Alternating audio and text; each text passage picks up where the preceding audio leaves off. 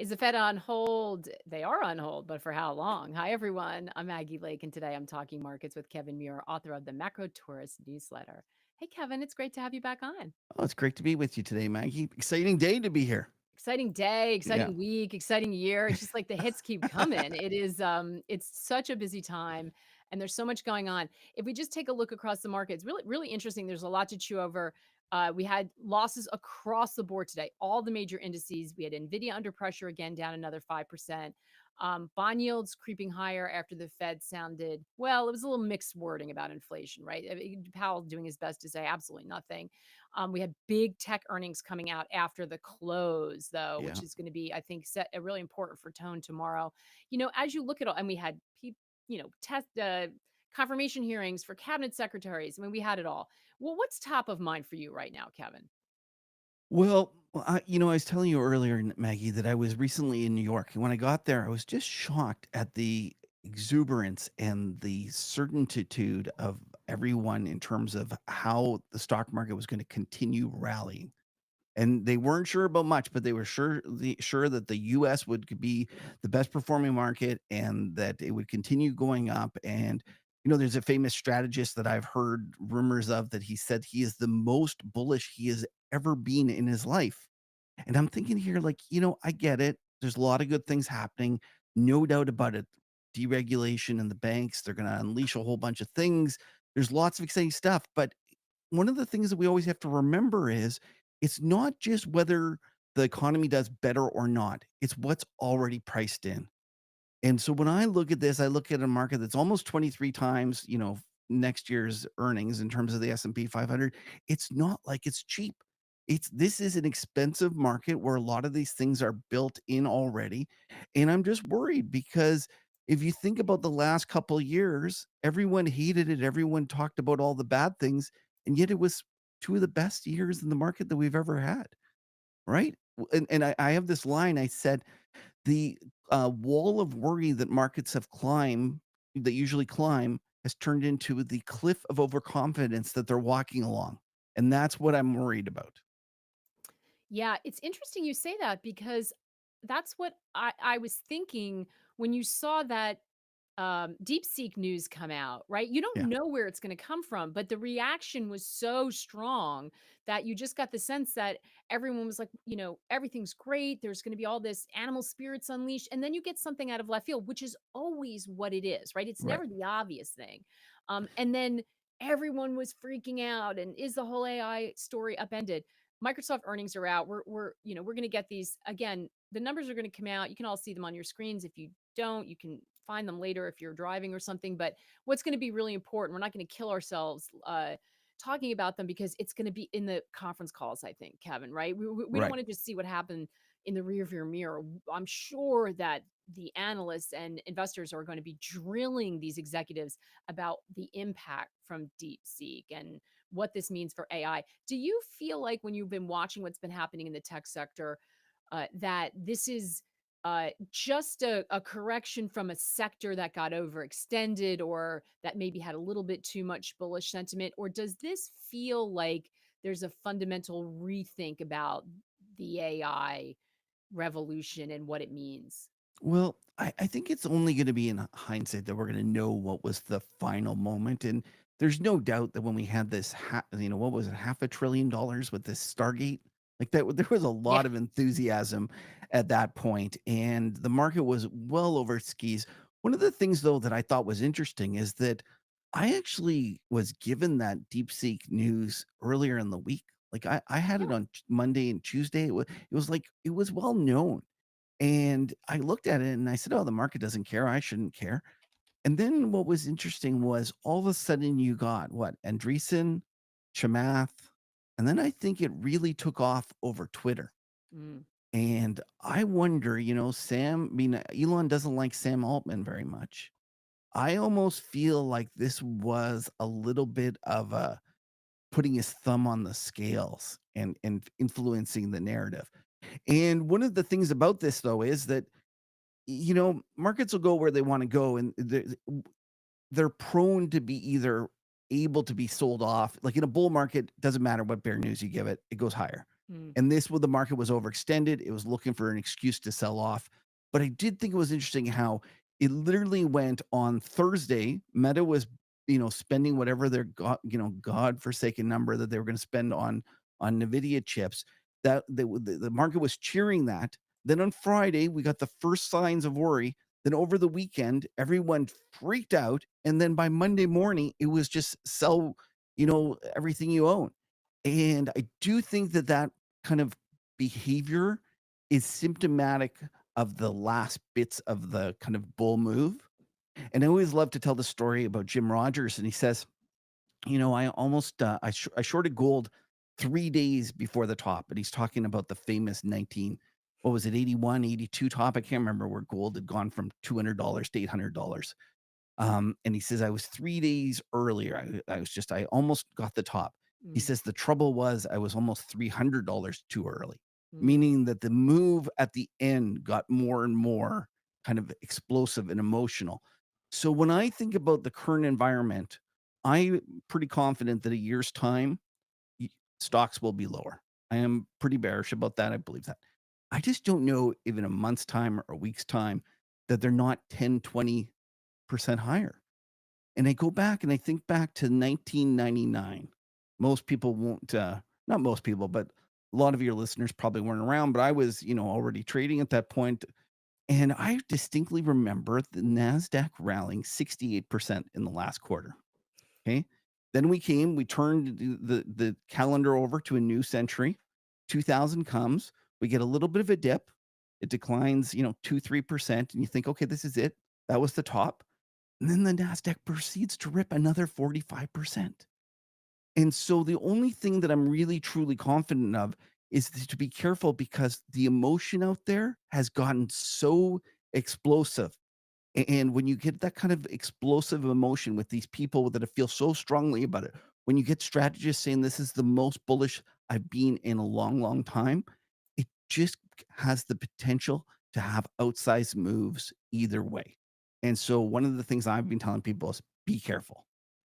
Yeah, that's always sage advice. And check your gut too, right? Yeah. Because everyone wants to know what to do, and we always are in the difficult situation that we don't know everyone's particular financial situation. If you're young and you have a high tolerance for risk and a very long um, time horizon, it's going to be a different situation. But if you are extremely uncomfortable and losing sleep over this, then you want to understand that. And if you have a lot of profits, then maybe talk to somebody about should you take some money off the table, but do a gut check Right. about that and be careful. I think it's really good advice. When you say you're bearish on equities, Kevin, do you sort of a year out with the Right. idea that we may be volatile and have Yeah. bursts up and down and swings, which is what it sounds like you expect. Do you think that are you bearish the entire US equity market, or do you buy into this idea that we might get a rotation out of the concentration in mega cap and the mag 7 and into other areas of the market that have been a little bit more neglected, or do you see this kind of being a much more broad based correction? No, I could see a rotation, and I've been calling for that incorrectly for a while now, where we get a situation where the Mag 7 declines a lot and we get small caps and value rallying. I just think back, I highlighted 2000. If we think back to the dot com bubble, when the actual dot com bubble burst, value stocks had one of the greatest rip roaring rallies that they had, experienced in decades. So we could get a situation that is very similar. Um, but one of the things that I do believe is that over kind of looking at the market as a whole, if you look at, the equity risk premium, meaning like the earnings yield on the S&P 500 versus the, let's just say the 10-year treasury note yield, our equity risk premium is basically zero. Like the earnings yield on the S&P 500 is 4.5, and the US 10-year treasury note is 4.5, meaning it's zero. Think back to like the times when it was actually made sense to be bullish. Well, in March of 2020 or even in June of 2020, the earnings yield on the S&P was 6.5 and the 10-year note was yielding 0.5. Like the equity risk premium was huge. And one of the things that I think is interesting about the equity risk premium is that when you look at when you plot the equity risk premium versus 1 year forward returns in the S&P 500, there's no relationship. Meaning it just looks like someone shot a shotgun and there's just this scatter graph. It doesn't matter. Meaning that it doesn't help you over the short run. There's absolutely, and that's why I think it's kind of funny when people say bonds are down, stocks are going to go down. They have to. This relationship, has to work. And the reality is it doesn't work over the short run, but it Mhm. works almost perfectly over the long run. I have this chart that I included that from our friends at Ruffer, and they showed this over kind of the equity risk premium versus 1 year forward returns, no relationship. Equity risk premium versus 10-year forward returns, it's actually a terrifically tight relationship that's very obvious that we're going to have a decade of lower returns in the S&P 500. And that's why when you see guys like Mike Wilson from Morgan Stanley on, he'll say this time and time again. He'll say something like, "Oh, over this next 7 to 10 years, US equity returns will be low." And the reason he's saying that is because of these relationships. So, hi everybody in the chat, by the way. It's good to see you all. If you're listening and you're not a subscriber, please do so now. Appreciate that. Um, Mr. Blort is saying, is gold a sanctuary from the equity craziness? So gold is somewhat of a sanctuary for equities, but I've been arguing for the past couple of years the gold is really an asset where you're playing poker against one player, and that is the People's Bank of China. Mm. When the US went and zeroed the reserves of the Russian central bank, they changed the game. And if you're sitting there as the People's Bank of China and you have all of these US dollar reserves, it is just you would be not doing your job if you didn't say to yourself, there is a potential, and I'm not saying that that's going to happen, but at the very least, there's a potential the same thing happens to us. So, what should we do to protect ourselves? And the reality is, the really only alternative is gold. And so, since then, we have consistently seen the People's Bank of China buying gold over and over and over again. So, if you look over the past couple of years, many of the gold bulls missed the move. And the reason they missed the move was because the US dollar was rallying, the rates were, headed higher and everyone was saying no it doesn't work. And I kept saying throw those things out of the window. Those don't matter anymore. That's not what's driving gold. And so when I think about gold, yes, maybe it'll save you for if we do have a problem in the stock market, but more importantly, it'll end up being what does the People's Bank of China do? They are the ones that are setting the price of gold, and I contend that they will continue to buy gold. And if anything, people say, what if they go and the US does a deal with China? And I say, if anything, that's actually more gold negative than anything else. Because if we get a situation where the tensions between the US and China simmer down, and part of it involves them feeling more comfortable that they'll leave their financial assets in the US, then they will buy less gold. Having said that, I don't think that's going to happen, and even with a deal, I still think that it makes sense for them to go out and to continue to diversify their book. Go look at the value of the reserves and then go look at the size of the gold market. It's going to take them years slash decades to buy enough gold that matters. That is such a fantastic answer, and it reminds me, many months ago, I had a conversation with Michael Cow once, and I asked him about gold. And he goes, "My problem with gold is I never know if central bankers are going to be buyers or sellers." Yeah, And I always remember that. I thought that was a great comment. And so for you to bring up the fact that the Bank of China is the player that you need to think about here is fascinating. And as you say, right now, been driving that price up, but yeah, it's tricky because it's a black box, right? right. We don't know what's going to happen. Um, Tony Greer is in the chat. Hey, Tony. Tony. TJ Macro is Yeah. here. And he has a question for you. Okay. How bearish is Kevin S&P 1 year target? So how bearish? How bearish? Uh, He wants to pin you down, Tony, Kevin. you're trying to pin me down with some numbers. I kind of just take directions, and I'm not really sure in terms of like one of the problems is you have to tell me what Trump is going to do. If you could tell me Trump is going to put in these tariffs and is going to do this, and Doge is gonna do this, like, I would tell you how bearish I'm gonna be. Unfortunately, just like, Powell sitting there ducking and weaving all the questions today at the Fed meeting, the same thing is for me is that I don't know those things. I don't have those assumptions. I happen to think that I take Trump at his word. I believe he will do tariffs for the sake of raising revenue and that it is not just a negotiation tactic. And I also think there's a good chance that Doge ends up cutting the more from the federal government than we think. And although most people are bullish on that, thinking that a lower fiscal deficit is going to mean higher stock market, I completely disagree. I actually think it's the opposite. The government's deficit is the private sector's credit, and part of the reason that US has done so well is because the US has been running the largest deficits in the world. Like I was telling you earlier, Maggie, the US is a 7%. Here in Canada, we're running a deficit of 2%. And so that difference is part of the reason that the US economy is doing so well. So all those things, and when I'm thinking about my bearishness, if it would come to pass that everything that I worry about actually occurs, I could see a situation where the S&P is down 20% easily. Which is super painful and really something to worry about. And I think, this is why we talk a lot. It's very hard. We are in this period of great uncertainty. And that's what's at risk, which I think is something you at least have to have on your dashboard, right? No matter Right.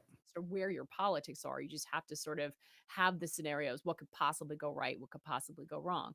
And we'll be continuing to try to talk about this. By the way, I'm looking down. If you see me, you're watching the video, I'm looking around. Tesla misses on earnings and revenue for the fourth quarter. The stock's not that moving that much in after hours, down about 3%. But we're going to really wait. As I said, I think a lot of people are going to be hanging on these pressers to see what they say. Microsoft down 2.7% as well. So, question about other metals, and we're going to get to Canada, folks. We are, and I want to get your thoughts on something Jared told me. But sorry, we have so many people talking. Okay, J and J. What's Kevin's view on other metals, especially iron, copper, platinum, palladium, if at all Okay. possible? We Yeah, no, can't get I on it do have too some many. views on those. Um, let's start with copper. Ultimately, I'm super bullish copper. I think that we're headed a lot higher. The supply demand picture is all out of whack. Everyone gets all excited and runs ahead, causes it to get all bullish. We had that famous former Goldman Sachs analyst that said it was the trade of his lifetime. And pro tip, whenever anyone says it's the trade of the lifetime, like you don't want to be in it. It means they're way too excited about it. Um, that's including me. If I tell you something's trade of a lifetime, Maggie, take the other side Yeah, of well, you're it right talking your away. book, at least your So opinion. yeah, so I think that copper though is a great long-term story. One of the things I was talking to one of my subscribers the other day, and we were talking about energy, and we were talking about how he says, what the problem with energy is? That the reality is if we actually got a bull market in oil or natural gas, they can quickly go and actually, drill some more and very quickly change the supply dynamics and create supply. And he says, "I'm fed up of this. I'm fed up of like commodities where the supply can be put on like that." He said, "If you think about copper, copper takes so long to go that the supply, response is much different. So the upside, the right tail, if you will, of copper is much higher. Yeah. So I think that's terrific. In terms of palladium and platinum, I think those are great, kind of under thought about stories in terms of I'm not sure if everyone's aware, but the reality is with the diesel gate, there's all of a sudden less diesel cars on the road. And then with the move to electric cars, there was less ICE cars, traditional cars. And what happened was, next thing we knew, platinum and palladium were trading below the cost of production. And so we have this situation where these 2 are trading below the cost of production, and one of the things about when you buy a metal below the cost of production, just eventually it's gonna work, and you can sit around and wait for it a lot more.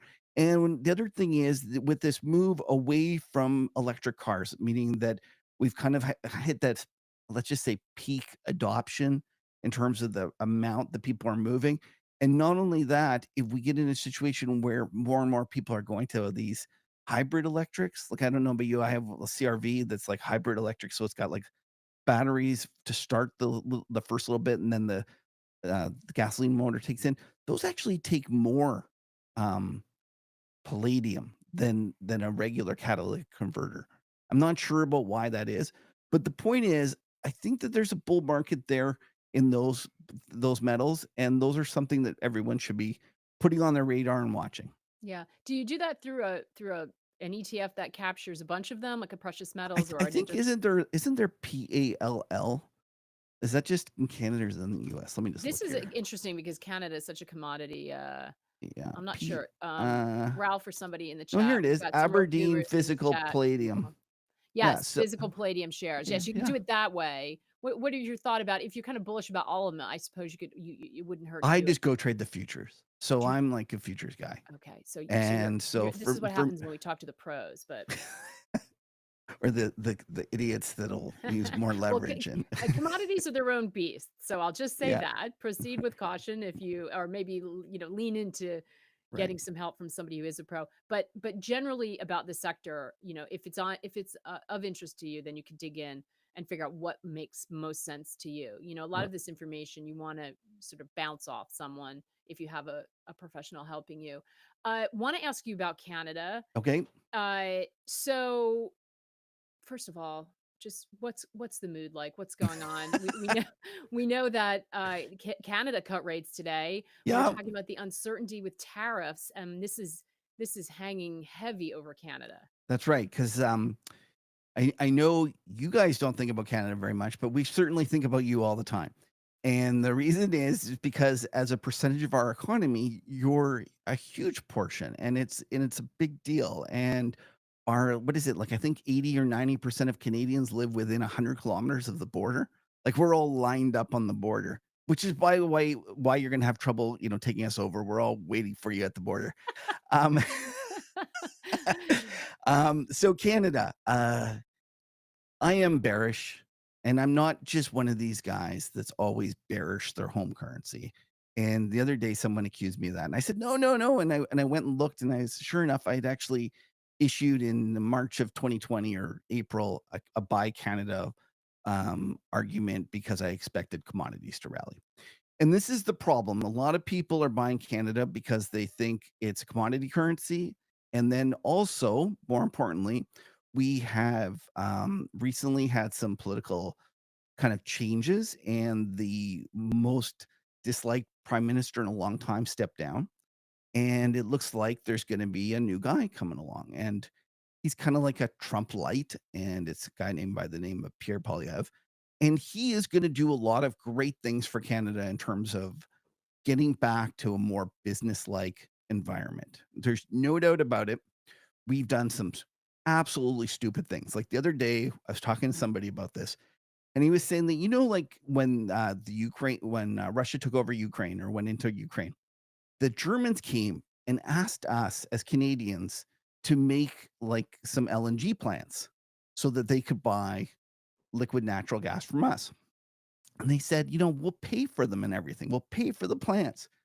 And we, like complete idiots, said, "No, we can't do it. We're gonna have trouble getting the pipelines to the coast, and not only that, all the green agenda and stuff." So we've had some extraordinarily stupid policies in terms of especially our energy We'll policies. we'll pass on a great business opportunity and something that Yeah, means that Europe can permanently reduce their reliance on Russian yeah. energy. No Well, thanks. I wanna run for prime minister, and my line's gonna be, "Vote for me, and buy Canadian energy. We let our women drive, and we don't take over neighboring countries." Because if you look at it, Saudi Arabia and Russia is like we're busy not pumping, and the whole world is saying, "Okay, fine, let's go buy from someone else." And I'm always like, "You should be buying from us, and we should be doing this." Anyways, But you think this guy is going to move more in that direction, oh, and yet he you're bearish. 100%. It's like it's not without a So doubt. this is the for those of you who watch all the time, and if you haven't, you missed this one, go back. It was last time Jared was on with us, Jared Dillian, um, shared your view about the potential for this guy to create a much more business friendly Yeah, environment in Canada. And in his mind, felt like this was Canada was the next Argentina. This guy was Yeah. gonna take a Okay. chainsaw, revive animal spirits, free the Canadian economy. Free the Canadian economy. Okay. I'm So, paraphrasing Jared, yeah. and was just, he's very bullish on the outcome. You Right. think this guy is gonna push through reforms possibly, but you're bearish. Yeah, because the reality is that, I think it's Pierre Poilievre himself says, "Justin Trudeau gets the party, I get the hangover." Mm, And too many people now are trading their politics instead of trading the macro environment in front of them. The reality is that we have blown the absolute biggest real estate bubble that we've had in, you know, decades. Okay. We went, and when you look at Canadian growth for 2023, we were number two out of the G7. Meaning, like, I think you guys were like, I don't know, 3 or 3.5. We were like 1.9, okay? So we were number 2 on the list of G7 growth for 2023. But when you did it per GDP, this is the kind of the amazing part. When you looked at growth per GDP, we went from 2nd to the 7th. mhm. And the reason that occurred was because we opened the floodgates in 2022 and 2023, and we let in, I can't remember the number, 1.2 million people. Now, don't forget, we're an economy of 35 million or something like that. So we had the largest population growth that we've had since the baby boom. So it was absolutely stunningly large. And so this drove up housing, this drove up economic activity. It made it look like we were having an economic boom. And this was the thing at the time. I remember discussing with people, and they would say, I would say, they would all tell me how much the economy sucked. And I'd be like, no, just like go look at the numbers. And they go, I don't care about the numbers. It feels terrible to me. And the reason it felt terrible to them is because in real terms, per person, it was actually going down. It was declining. And Oh, so that's what's so happened? interesting because you hear people talk for long-term economics, and demographic decline is one of the time bombs for everyone. So if you're growing your population, you're sort of bucking that trend, but the near-term cost, if not managed well, you're saying is really problematic. Even though it juices your economy individually, everyone should Right. because But here's the real everything's problem, expensive. Maggie. We've gone, so this was hugely stressful on our economy in terms of finding people places to stay, Hmm. medical services, everything. Like, it was just a disaster. It's terrible for us. It's terrible for the immigrants that we're convincing to come here and then not providing the things that we say we're going to say do. So the government has finally realized this. But the trouble is, we've gone and done a complete 180. So we've gone from going and doing this huge boom to actually going to be shrinking our economy Mm. because people have come on a temporary basis with a wink, wink, nod, nod that you can stay. And we're actually going to send them home now. And I thought I was bearish until I stumbled upon this University of Waterloo economist slash professor that does specializes in population. And he was just like, I was like, holy smokes, this guy thinks that we're going to be plunging into a recession because we're going to have such a huge population withdrawal. And this is all negative for the economy. This is happening at a point where our consumer debt to GDP is like 110 or 120%, where you guys are 70. It's also at a stage where your debt is a 30-year debt, whereas ours is 5 years. And it's all was, struck in 2020 and is about to come due. So all of these things, and then listen, we haven't even talked about the problems about tariffs. And the reality is that tariffs aren't good for you guys, but they're really bad for us. Like, there's Okay, no I doubt wanna about ask it. you about that because Yeah, Derek in the chat said, and Derek, I hope I'm getting this right and reading this right the way you phrased it, but Trump is saying tariffs for you mean tax cuts for me. So I'm assuming for an average American. So, bad for Canadians, but that's gonna pay for tax cuts here. You don't yeah. buy that it's a No, positive. so well, yes, he is correct that he could do tariffs on stuff, but don't forget, you buy the majority of your oil that you need to put into your refineries from us. So this is the part that kind of cracks me up. You guys are doing this to try to make it so that you can get more manufacturing jobs. And one of the problems about Canada is that we're nothing but a big CRB, like, Commodity Research Bureau, like dumping ground for you guys that you come and take, and we don't add any extra value. Like, we are literally just like you guys are like, "Okay, we want this, this, and this, and by the way, don't bother refining or doing anything about it. We'll do all that." And this is one of the things when you look at on a manufacturing basis, we actually buy more manufacturing goods from you guys than the other way around. So when you go and you think about what's gonna happen, this is gonna be one of the most regressive moves out there. He's gonna increase the cost of everything for your consumers, and then he's gonna cut the taxes. And listen, no politics. I'm just telling you how it is. The reality is that poor people pay more for, it's a larger portion of their stuff. So if you're sitting there and you're, you know, uh, uh, let's just say a Google engineer, you're making $1 million a year. If you have a little bit more cost in terms of your gasoline or whatever it is, because of tariffs, it doesn't matter because the reality is you're going to be taxed less. So that's a regressive thing.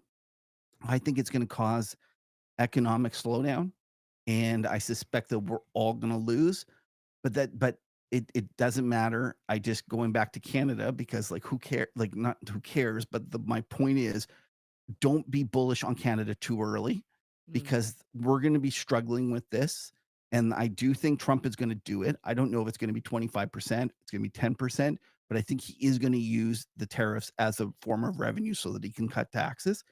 And ultimately, although I don't think it's good for either country, I think it's worse for ours because our trade is a larger portion and it's going to hurt us. But yeah. but even without that, I still think you can be bearish candidate for all those other reasons that I talked about. It doesn't even matter if the tariffs go. And then the other thing about tariffs in the Canada is nobody believes. Like, everyone thinks and everyone tells me, "Don't worry about it. He's not gonna do them. It's just a negotiating tool." And so that's music to my ears because that means it's not priced into the market. So if the reality is if he doesn't do anything, it doesn't matter because it's already in. Yeah, I mean that's the concern. That's why it's so hard to handicap this. We did have Commerce Secretary nominee Howard Lutnick saying that he favors levies across the board. However, for countries like Mexico and Canada, if they get tough on the border, then there are ways to avoid it. So that's going to feed into the people who think, okay, it's not going to come to fruition. But just as an underscore of the fact that this is impossible to handicap from an investment point of view, we just had the Powell press conference. Fed went out of his way to try to avoid making any comment on anything political and say as little as possible. And there's a headline I see crossing: Trump accuses Fed Powell of creating inflation on the heels of the rate decision. So, we're a tweet away from anything, triggering a market sell off. And this is what it was like, if you remember, during the first term, maybe even worse this time around. Let's Paul, Can I better just late say a than quick never. sec Paul's in the can I chat and he qu said, "Sorry I'm late, but can I oh, get sorry. another beer over here, please?" Hi, Paul. Can I just a quick, comment about the Fed and the fact that Trump is already talking about this? Please. If we s like, I'm shocked the market isn't more concerned about this. Let's just imagine that Boris Johnson 5 years ago, or whenever he was in there, went and told the Bank of England, "You know what? You gotta get rates down." What do you think would have happened to the pound and the long end of the gilt market? I think they would have sold it hard. And yet here we have the president monkeying with or at the very least, openly sticking his nose in a kind of a relationship that most people on Wall Street would say is being one of the better ones and is part of the reason that America is so exceptional. Mm. That they have a Federal Reserve that is independent and is not prone to political will. And I think right now everyone's assuming, oh, it's okay. Trump, he's just saying these things. It's not going to really affect Powell. Powell will stay tough. And I hope so. But I do think that this is a dangerous, worrisome thing to start down this road. And I do watch for a point where if this continues, it actually scares investors. And Mm. I'm not saying that's going to happen today. I'm just saying that put it on your radar. It's not as good as it sounds. Yeah. Yeah, do you think that is I wanted to close out and ask you what you see as the biggest opportunity and the biggest risk, but since we're talking about this, do you see the how do I want to phrase this? It's not the Trump administration, but maybe the uncertainty surrounding policy and or the unintended consequences of moving when you move fast, you break things usually, Yep. right? So the do you see is the market too complacent about the potential things that may happen around a very active and aggressive administration, sort of politics aside, but just the fact that we're in this mode, we're pushing the limits of executive orders, Yep. rearranging, longstanding relations with other countries, whether you think they need to be fixed or not, just the pace of change. Is that the biggest risk you see? Yeah, and I think it's also the greatest opportunity.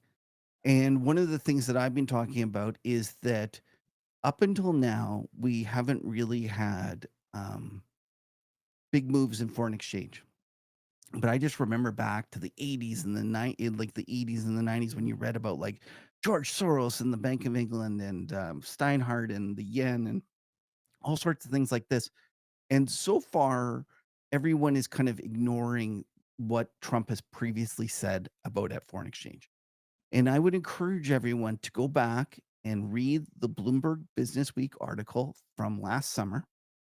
And in there, he says, yes, I want to be the reserve currency. So there's no doubt in my mind he wants to be the reserve currency. But I also think that the yen is too high, the renminbi is too high, and those countries have been taking advantage of us. And I would contend that being the reserve currency doesn't mean being the strongest currency. It means it's the currency everyone transacts in and holds. And so one of the things that I am encouraging people to look at is owning volatility in foreign exchange.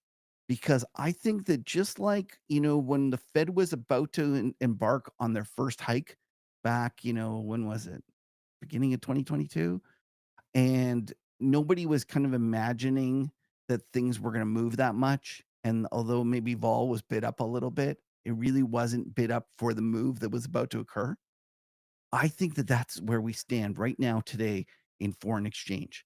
I think that also people don't understand that the tariffs, which has been in a downward trajectory ever since over the last 100 years. I can't remember if it's Goldman Sachs or somebody, Barclays, somebody has this great chart where they show revenue from tariffs and it kind of looks like this and it goes down and then it just goes sideways for the last, 40 years, meaning that they haven't really been used it. And then you see what he's done and he's going to uptick it. And this is a dramatic change in the way the economy works. And I don't even need to argue whether it's good or bad. I just know that the market needs to reprice for this and that repricing is going to mean volatility.